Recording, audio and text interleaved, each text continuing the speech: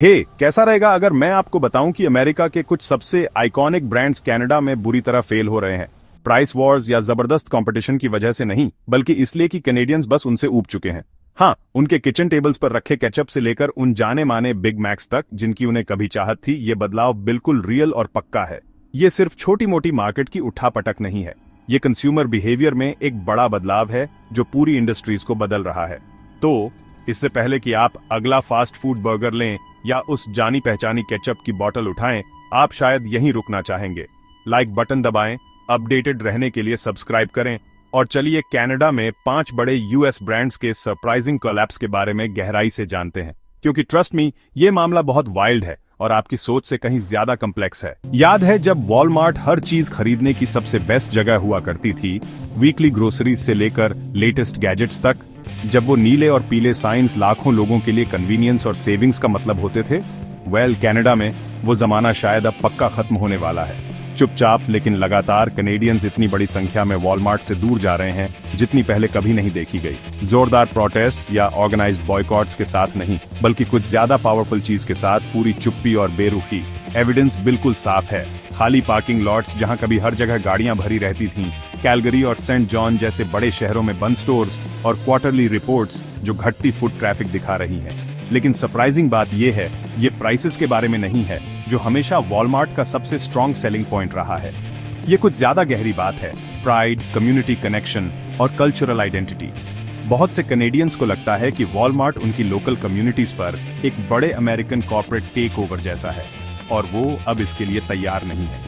इसके बजाय लोग जानबूझकर लोबलॉज, मेट्रो या सोइस जैसे लोकल चेन्स चुन रहे हैं, जहां कैशियर आपका नाम जानता है और खर्च किया गया पैसा लोकल इकोनॉमी में ही रहता है। वॉलमार्ट का famous low prices always slogan अब काम नहीं करता जब लोग fair wages, ethical business practices और लोकल कम्युनिटीज के प्रति कॉर्पोरेट रिस्पॉन्सिबिलिटी जैसे बड़े सवाल पूछ रहे हैं।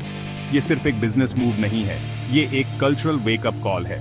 वॉलमार्ट ने सिर्फ कस्टमर्स और मार्केट शेयर ही नहीं खोया, उसने कुछ ज्यादा वैल्यूएबल चीज खो दी, असली ह्यूमन कनेक्शन और कम्युनिटी ट्रस्ट। हाथ ऊपर करो अगर आपकी पहली जॉब, पहली ऑकवर्ड डेट या पहला हैप्पी मील मैकडॉनल्ड्स से था, जिसने ऐसी यादें बनाई जिनसे आपका बचपन बना। हाँ, हम में से ज्यादातर लोगों की वो सुनहरी यादें हैं, लेकिन वो प्यारी नॉस्टैल्जिया अब फीकी पड़ने लगी है, खासकर कनाडा में, जहां कल्चरल बदलाव ब्रांड्स के अडेप्ट करने से ज्यादा तेजी से हो रहे हैं। नंबर्स एक साफ कहानी बताते हैं। ओवरऑल सेल्स 12% से ज्यादा गिरी है और खास तौर पर क्वेबेक में ये 19% की चौंकाने वाली गिरावट है। जनरेशन जी के कैनेडियंस झुंड के झुंड गोल्डन आर्चेस से दूर जा रहे हैं, किसी दिखते गुस्से में नहीं, बल्कि एक ग्लोबल ब्रांड के लिए ज्यादा डरावनी चीज में, पूरी बेरुखी। वो बॉयकॉट नहीं कर रहे हैं, उन्हें बस कोई फर्क नहीं पड़ रहा, और ये लॉन्ग टर्म ब्रांड सर्वाइवल के लिए कहीं ज्यादा खतरनाक है। अब बात सिर्फ फास्ट और चीप कन्वीनियंस की नहीं रही।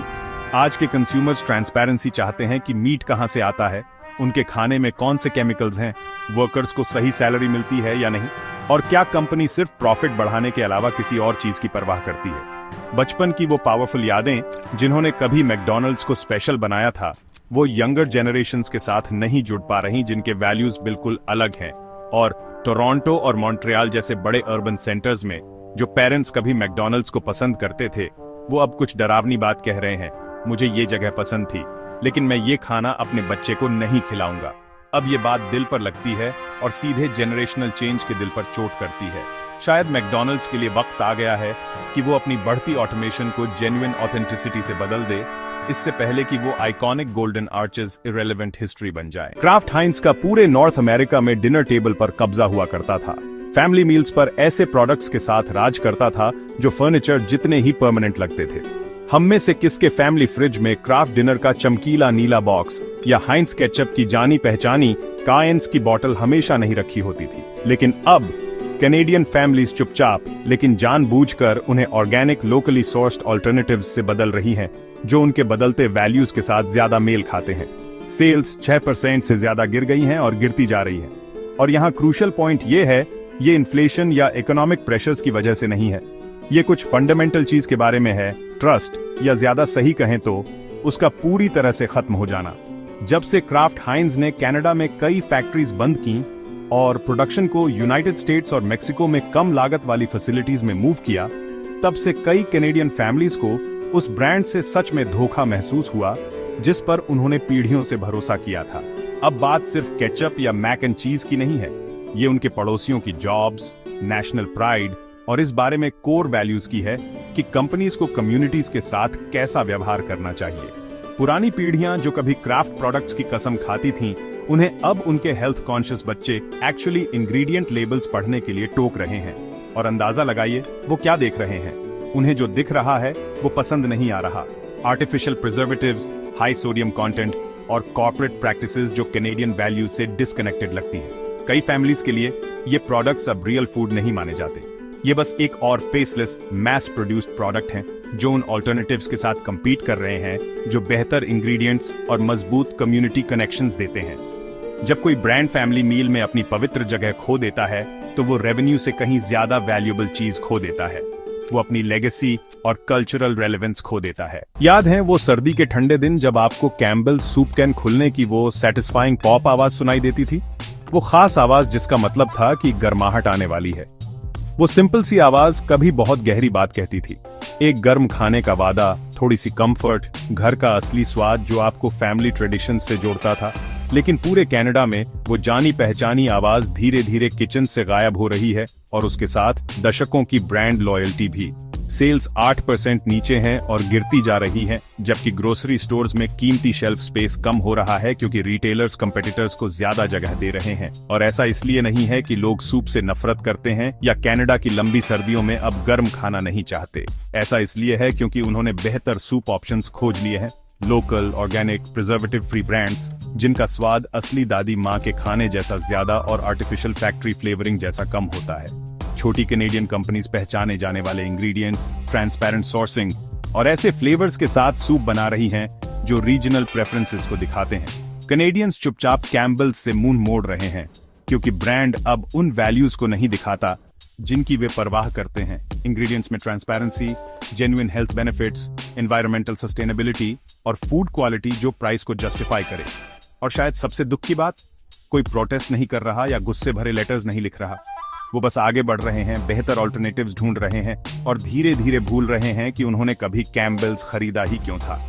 कैम्बल्स ने सिर्फ मार्केट शेयर नहीं खोया, उन्होंने लोगों की डेली लाइव्स में रेलेवेंस खो दिया।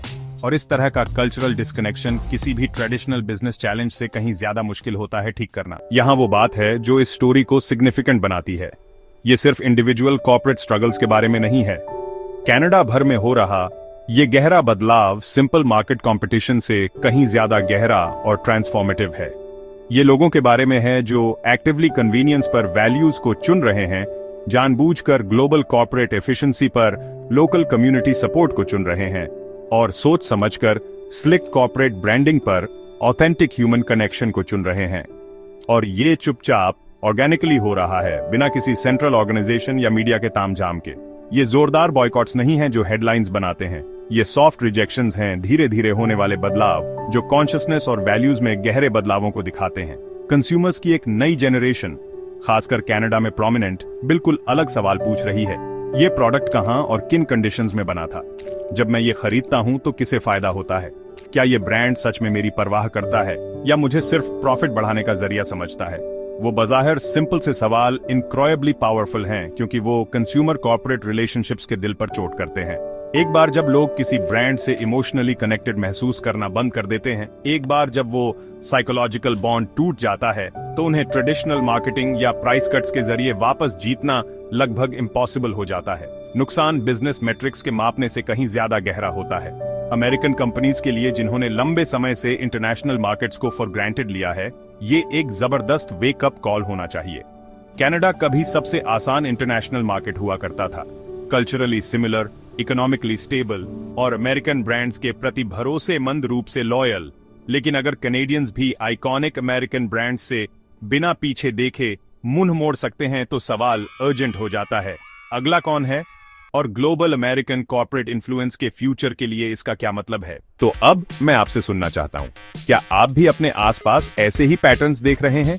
क्या आप अभी भी इन ट्रेडिशनल ब्रांड्स के प्रति जेन्युइनली लॉयल हैं या आपने भी चुपचाप ऑल्टरनेटिव्स पर स्विच कर लिया है? किन फैक्टर्स ने आपके डिसीजंस को इन्फ्लुएंस किया और आप पिछली जनरेशंस की तुलना में ब्रांड लॉयल्टी के बारे में अलग कैसे सोचते हैं?